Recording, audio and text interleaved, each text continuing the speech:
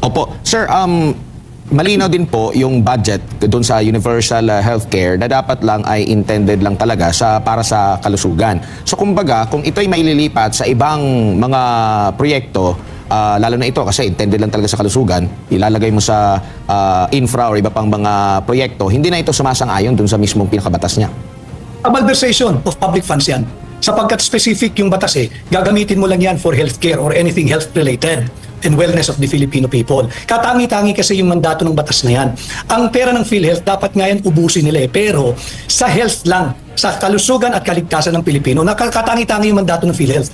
Paano mo ubusin ang pera niyan? Palawigin mo yung scope of services, ako nga lagi kong sinasabi, to include even yung assistive devices, kagaya ng saklay, ng tungkod, ng wheelchair, whether motorized or manual, pati yung aparato na ginagamit sa hagdan para makaakyat baba yung mga person with disability o di kaya yung mga may karamdaman. Dapat yan i-include na lang at pinalawig pa yung serbisyo ng PhilHealth. Pero maling-mali na gamitin mo yan pang-maintain ng mga highways, pang pondo na tinatawag na Panay Negros Guimaras Highway. And it was discovered, it was unearthed through the Honorable Lady Justice Ami Lazaro Javier na fully funded pala yung Panay Negros Guimaras Bridge 174.5 billion na inutang sa Export-Import Bank na Exim Bank ng Korea. Bakit kinakailangan mo i-augment yan ng pera mula PhilHealth? Fully funded. Tapos meron pang augmentation funding from 22, if I'm not mistaken, 22, 23, and 24 General Appropriations Law.